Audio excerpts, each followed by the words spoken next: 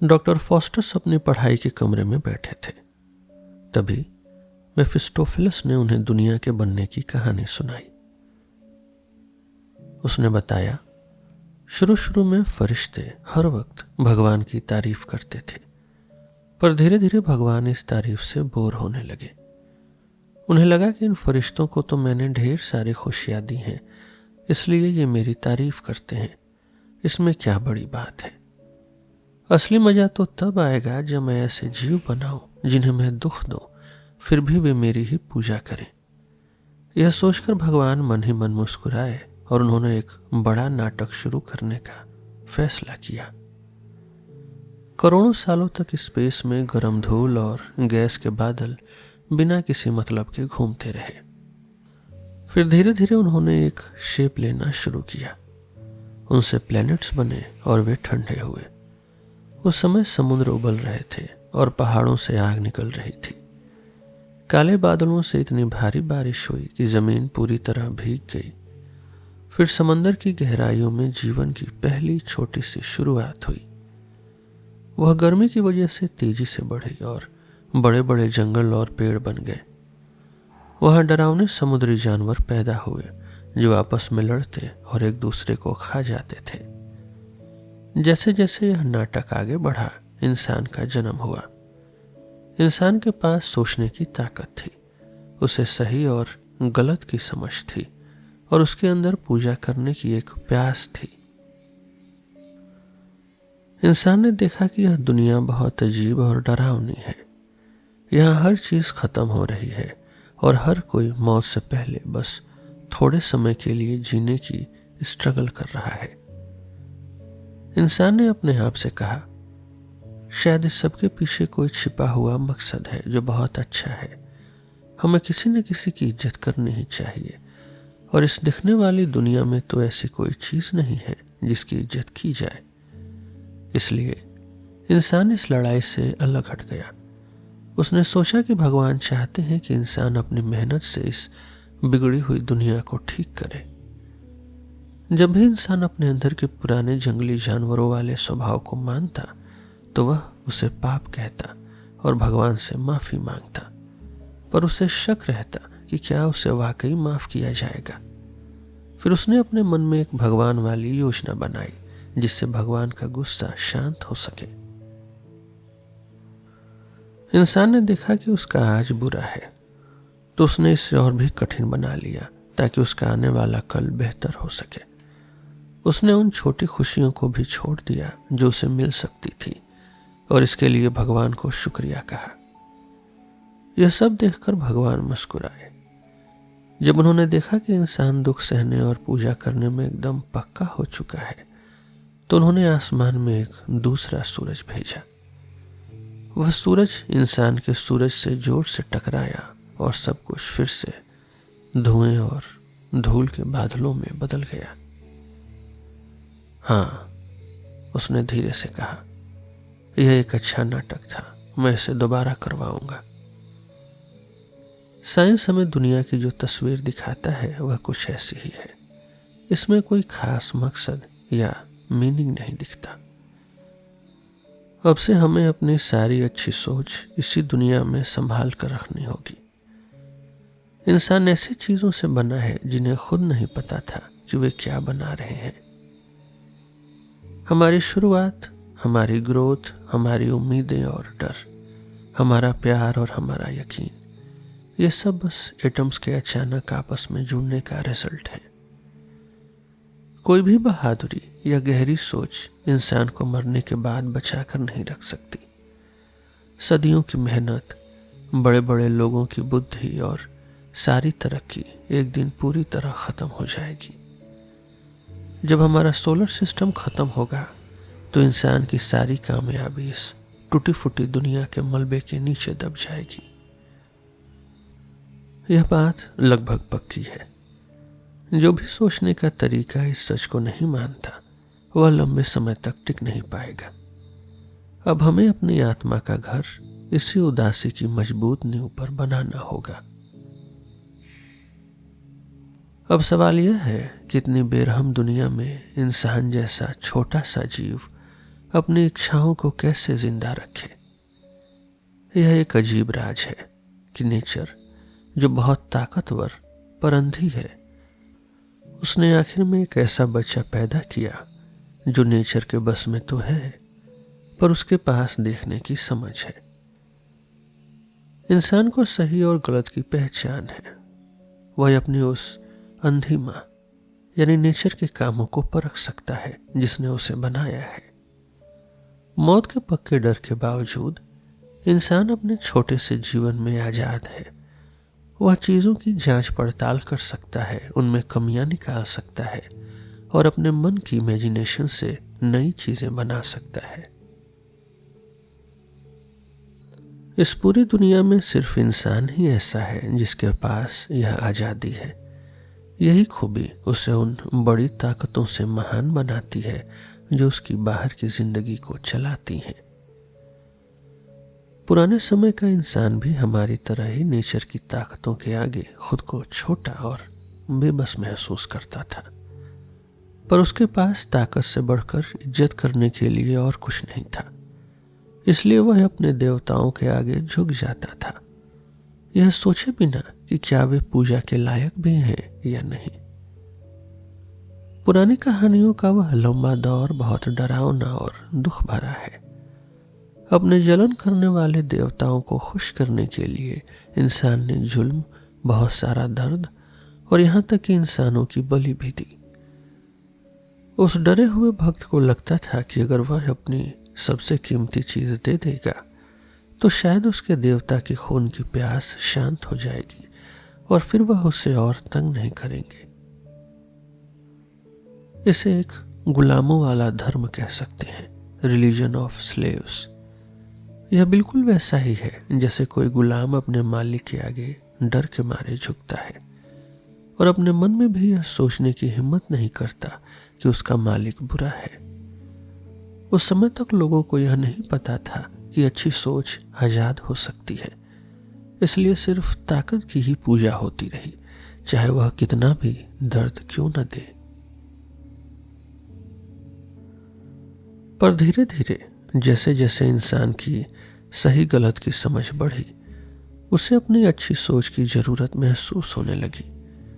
उसे लगा कि अब सिर्फ ताकतवर होने से काम नहीं चलेगा, भगवान को अच्छा भी होना चाहिए। फिर भी कुछ लोग ऐसे रहे जिन्होंने सिर्फ ताकत को ही सब कुछ माना। जैसे पुरानी किताबों की कहानियों में जब भगवान अपनी ताकत और जानकारी तो दिखाते हैं पर अपनी अच्छाई के बारे में कुछ नहीं कहते। आज भी कुछ लोग यही मानते हैं कि दुनिया में वही बचेगा जो सबसे ताकतवर है, लेकिन बहुत से लोग इस बात से खुश नहीं थे। उनकी अच्छी सोच ने इस बात को नहीं माना। इसलिए इंसान ने खुद एक ऐसे भगवान को बनाया जो सबसे ताकतवर भी हो और सबसे अच्छा भी। यह एक ऐसा मेल था जिसमें वह सब कुछ था जो दुनिया में अभी है और वह भी जो दुनिया में होना चाहिए। लेकिन असली दुनिया हमेशा अच्छी नहीं होती। अगर हम आंख बंद करके इसे ही सब कुछ मान लें तो यह एक तरह की गुलामी होगी। हमें अपनी सोच को इस गुलामी से साफ करना होगा। इंसान की असली इज्जत इसी में है कि वह नेचर की बेरहम ताकतों के आगे न झुके। जब हमें यह समझ आ जाता है कि यह अंधी ताकत अक्सर बुरी होती है और इंसान इस बेजान दुनिया में एक छोटा सा बेबस टुकड़ा मात्र है, तब हमारे सामने एक चुनाव आता है, एक चॉइस। हम ताकत की पूजा करें या अच्छाई की। क्या हमारा भगवान कोई ऐसी ताकत है जो जुल्म करती है, या फिर हमारा भगवान वह है जिसे हमने अपने मन की अच्छी आवाज से बनाया है? ताकत की पूजा करना हार मानने जैसा है। इसका मतलब है कि हमने इस बेरहम दुनिया के आगे घुटने टेक दिए हैं। अगर हमें वाकई ताकत की इज्जत करनी है तो उन लोगों की हिम्मत की इज्जत करें जो यह मानने से मना कर देते हैं कि जो चल रहा है वही सही है। हमें यह मानना होगा कि इस दुनिया में बहुत सी चीजें खराब हैं जिन्हें बेहतर बनाया जा सकता है, भले ही यह दुनिया वैसी न हो जैसा हम चाहते हैं, फिर भी हमें इन चीजों का साथ नहीं छोड़ना चाहिए। सच यानी ट्रुथ, खूबसूरती यानी ब्यूटी, और परफेक्ट होने का सपना यानी परफेक्शन। अगर दुनिया की ताकतें बुरी हैं तो हमें उन्हें अपने दिल से निकाल देना चाहिए। इंसान की असली आजादी इसी में है कि वह सिर्फ उस भगवान को माने जो प्यार और अच्छाई से बना हो। काम करते वक्त हमें शायद दुनिया के नियमों को मानना पड़े, पर हमारी सोच और हमारी उम्मीदें एकदम आजाद हैं। हम दुनिया के लोगों से आजाद हैं। हम इस छोटी सी धरती से आजाद हैं जिस पर हमारा शरीर रेंगता है। यहां तक कि हम मौत के डर से भी आजाद हैं। हमें अपने अंदर ऐसा पक्का भरोसा जगाना होगा जिससे हम हमेशा अच्छाई का सपना देख सकें। फिर इसी सपने को अपनी आंखों में लेकर हमें असली दुनिया में काम करने के लिए उतरना होगा। जब हमें पहली बार पता चलता है कि असली सच्चाई वैसी नहीं है जैसा हमारा सपना था, तो हमारे अंदर एक गुस्सा पैदा होता है। हमें लगता है कि हमें इस बुरी दुनिया से डटकर लड़ना चाहिए और अपनी आजादी के लिए आवाज उठानी चाहिए। हमें लगता है कि चाहे कितना भी दर्द सहना पड़े, हम झुकेंगे नहीं। लेकिन हर वक्त नाराज रहना भी एक तरह की गुलामी है। क्यों? क्योंकि गुस्से में हमारा दिमाग हर वक्त उसी बुरी दुनिया के बारे में सोचता रहता है। समझदार इंसान वह है जो अपनी जिद, अपने डिजायर्स को तो छोड़ दे, पर अपनी सोच को हमेशा आजाद रखे। जब हम अपनी बेकार की इच्छाओं को छोड़ देते हैं तो हमारे अंदर सब्र आता है, और जब हमारी सोच आजाद होती है तभी हम दुनिया में असली खूबसूरती और कला देख पाते हैं। इसी खूबसूरती की मदद से हम इस मुश्किल दुनिया को थोड़ा बेहतर बना पाते हैं। सच्ची आजादी सिर्फ उन्हें मिलती है जो जिंदगी से अपने लिए ऐसी चीजें नहीं मांगते जो वक्त के साथ खत्म हो जाए। किसी चीज को खुशी खुशी छोड़ देना सिर्फ गुस्से में लड़ने से कहीं ज्यादा बेहतर है। हमें लगता है कि हमारी हर पसंद अच्छी है, लेकिन ऐसा नहीं होता। जब हम अपनी इच्छाओं को काबू में करना सीखते हैं तो हमें असली सच्चाई का पता चलता है। इससे हमारी उम्मीदें और भी साफ और अच्छी हो जाती हैं।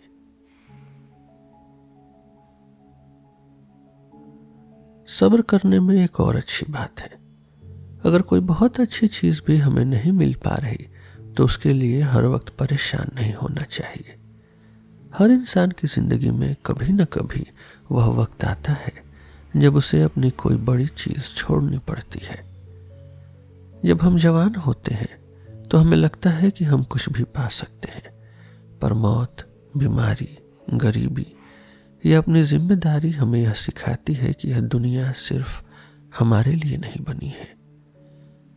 चाहे हमें कोई चीज कितनी भी प्यारी लगे, किस्मत उसे हमें देने से मना कर सकती है। असली बहादुरी इसमें है कि जब बुरा वक्त आए तो हम रोने धोने के बजाय अपनी टूटी हुई उम्मीदों को सहना सीखें। बेकार के पछतावे में समय गंवाना छोड़ दें। दुनिया की ताकतों के आगे इस तरह झुकना ही अक्लमंदी की, विजडम की शुरुआत है। लेकिन सिर्फ चीजों को छोड़ देना ही पूरी अक्लमंदी नहीं है। सिर्फ हार मानने से हम अपने सपनों का घर नहीं बना सकते। हमारे सपनों की झलक हमें संगीत, सुंदर कला और सोचने के तरीके में मिलती है।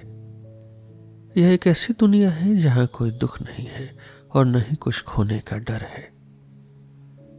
जब हम इन अच्छी चीजों के बारे में सोचते हैं तो हमारे दिल में जन्नत यानी हेवन जैसा एहसास होता है। यही एहसास हमें सिखाता है कि हमें अपनी जिंदगी को कैसे बेहतर बनाना है। इस सुंदर जगह तक पहुंचने के लिए हर इंसान को एक अंधेरी गुफा से गुजरना पड़ता है। इस गुफा का दरवाजा मायूसी है और इसका रास्ता पुरानी टूटी हुई उम्मीदों से बना है। यहाँ पहुंचकर इंसान को अपना घमंड छोड़ना पड़ता है। यहाँ हमें अपनी लालच और बेकाबू इच्छाओं को मारना होगा, तभी हमारी आत्मा किस्मत के डर से आजाद हो पाएगी। जब हम इस अंधेरी गुफा से बाहर निकलते हैं तो हमें अक्लमंदी की नई रोशनी मिलती है। उस रोशनी में एक नई खुशी और सबके लिए प्यार हमारे दिल को सुकून देता है। जब हम बिना किसी फालतू गुस्से के यह मान लेते हैं कि किस्मत के अपने नियम होते हैं और यह बेजान दुनिया हमारी पूजा के लायक नहीं है, तब एक बड़ा बदलाव आता है। तब हम अपनी सोचने की ताकत से इस दुनिया को नया रूप दे सकते हैं। जैसे मिट्टी की पुरानी मूर्ति की जगह चमकता हुआ सोना आ जाए। पेड़ों, पहाड़ों और बादलों की शक्ल में या इंसान की जिंदगी की कहानियों में, यहाँ तक कि मौत में भी हम वैसे ही खूबसूरती देख पाते हैं जैसी हमारी सोच ने सबसे पहले बनाई थी। इस तरह हमारा दिमाग नेचर की बेजान ताकतों पर अपनी जीत हासिल करता है। दुनिया हमें जितना दुख और रुकावटें देती है, उसे झेलकर कुछ अच्छा बनाना उतनी ही बड़ी कामयाबी है। यह एक चट्टान में छिपा हुआ खजाना निकालने जैसा है। सभी तरह की कलाओं में दुख भरी कहानियां सबसे महान होती हैं। वे मुश्किलों और दुखों के बीच भी अपनी चमक बनाए रखती हैं।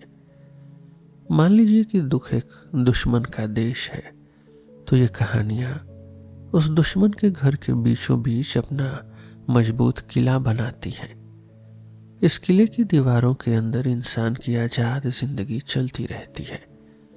बाहर भले ही मौत, दर्द और मायूसी खड़ी हो, पर अंदर रहने वाले लोग इन दुखों को भी एक नए और सुंदर नजरिए से देख पाते हैं। खुशकिस्मत हैं वो लोग जो इस ऊंचाई पर रहते हैं जहां से सब कुछ साफ दिखता है।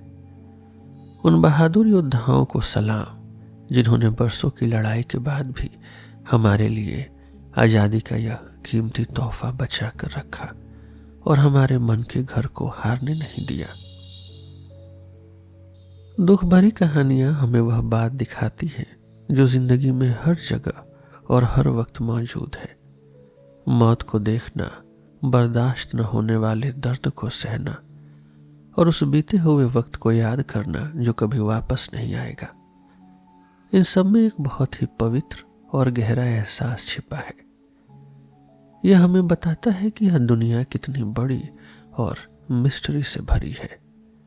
दुख के धागे से ही एक इंसान इस दुनिया से जुड़ता है। जब हम इन बातों को गहराई से समझते हैं तो हम अपनी छोटी छोटी इच्छाओं और रोज की फालतू भाग दौड़ को भूल जाते हैं।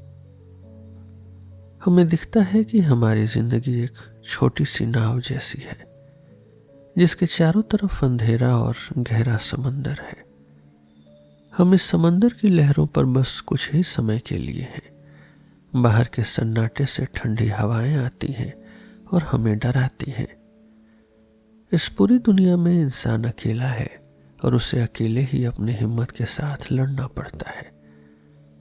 यह दुनिया ऐसी है जिसे हमारे डर या हमारी उम्मीदों से कोई मतलब नहीं है। जो इंसान इस अंधेरे से लड़कर जीतता है वही असली हीरो है। इस लड़ाई के बाद ही इंसान के अंदर सच्ची समझदारी और दूसरों के लिए प्यार पैदा होता है। यहीं से एक नई जिंदगी शुरू होती है। जब हम मौत, बदलाव और अपनी बेबसी को अच्छी तरह समझ लेते हैं और उन्हें स्वीकार कर लेते हैं, उन्हें एक्सेप्ट कर लेते हैं, तभी हम उन पर जीत हासिल कर पाते हैं। यही वजह है कि बीता हुआ वक्त इतना जादुई होता है। उसकी यादें पतझड़ के उन सुनहरे पत्तों जैसी हैं जो बस गिरने ही वाले हैं, पर फिर भी आसमान में सोने की तरह चमक रहे हैं। बीता हुआ वक्त बदलता नहीं है और न ही वह कोई कोशिश करता है। वह बस शांति से सो रहा है। उस वक्त की सारी छोटी और बेकार बातें मिट चुकी हैं और जो कुछ भी सुंदर था वह आज भी सितारों की तरह चमक रहा है। जिस इंसान ने अपनी किस्मत को जीत लिया है उसके लिए पुरानी यादें सुकून पाने की चाबी बन जाती हैं। अगर हम बाहर से देखने की कोशिश करें तो इंसान की जिंदगी नेचर की ताकतों के सामने बहुत छोटी सी चीज है। जो लोग मन से गुलाम होते हैं वे वक्त, किस्मत और मौत की पूजा करने पर मजबूर होते हैं। उन्हें लगता है कि ये ताकतें उनसे बहुत बड़ी हैं और एक दिन उनकी हर प्यारी चीज को मिटा देंगी। लेकिन भले ही ये ताकतें कितनी भी बड़ी क्यों न हो, इनके बारे में हिम्मत से सोचना और इनकी शक्ति को महसूस करना इनसे भी कहीं ज्यादा बड़ा काम है। यही सोच हमें एक आजाद इंसान बनाती है। फिर हम किसी डर की वजह से नहीं झुकते बल्कि सच को खुशी खुशी मान लेते हैं और उसे अपनी जिंदगी का हिस्सा बना लेते हैं। अपने खुद की छोटी छोटी खुशियों के पीछे भागना छोड़ देना, अपने मन से लालच को निकाल देना और उन अच्छी चीजों से जुड़ना जो हमेशा रहने वाली हैं, यही असली आजादी है। एक आजाद इंसान की यही सच्ची पूजा है। यह आजादी हमें तब मिलती है जब हम किस्मत के सच को गहराई से समझते हैं। जब हमारा दिमाग इतना साफ और मजबूत हो जाता है कि उस पर वक्त की मार का कोई असर नहीं होता, तब किस्मत खुद हमारे काबू में आ जाती है। हम सब इंसान एक ही डोरी से बंधे हैं और वह डोरी है मौत। हम सबको एक न एक दिन जाना ही है। एक आजाद इंसान को जब यह बात समझ आ जाती है तो उसे हर तरफ प्यार नजर आने लगता है।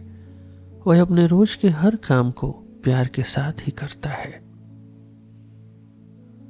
इंसान की जिंदगी रात के अंधेरे में एक लंबी पैदल यात्रा की तरह है। इस रास्ते में चारों तरफ छिपे हुए दुश्मन हैं, बहुत थकान है और दर्द भी है। हम सब एक ऐसी मंजिल की तरफ बढ़ रहे हैं जहां पहुंचना बहुत मुश्किल है और वहां कोई भी ज्यादा देर तक रुक नहीं सकता। जैसे जैसे हम आगे बढ़ते हैं हमारे साथी एक एक करके हमारी आंखों से ओझल हो जाते हैं, क्योंकि मौत उन्हें चुपचाप अपने साथ ले जाती है। हमारे पास बहुत कम समय है जिसमें हम अपने साथियों की मदद कर सकें या उनकी खुशियों का ख्याल रख सकें। इसलिए हमारा काम यह होना चाहिए कि हम उनके रास्ते में उजाला भर दें। हम अपनी हमदर्दी से उनके दुखों को कम करें और उन्हें ढेर सारा प्यार दें।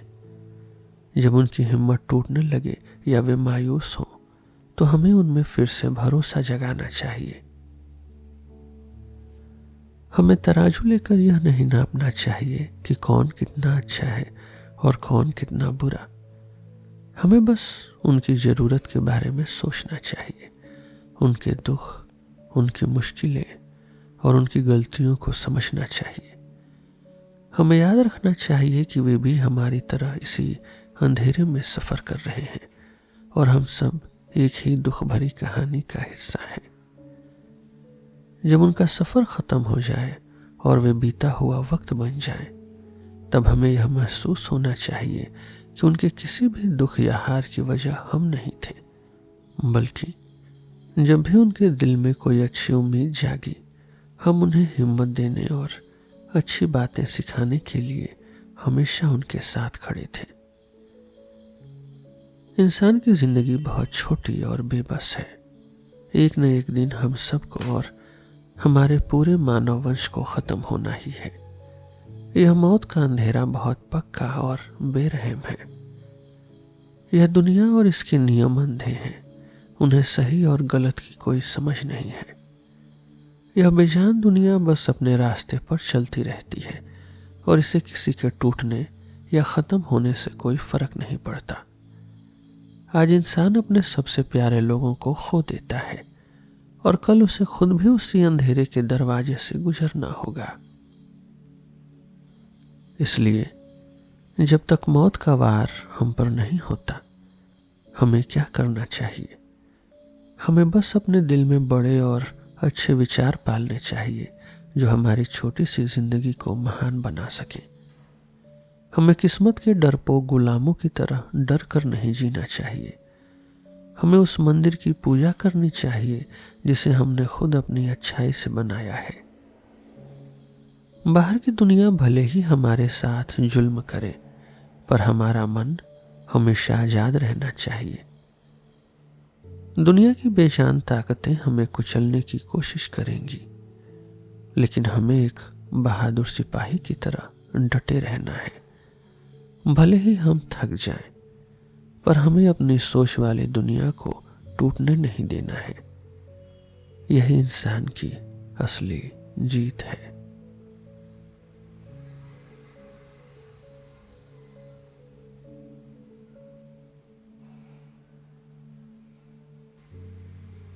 आज के लिए बस इतना ही। हम फिर मिलेंगे आपसे एक नए एपिसोड में एक नए टॉपिक के साथ। मेरा नाम है रोहित और आप सुन रहे थे सिलेबस विथ रोहित। धन्यवाद।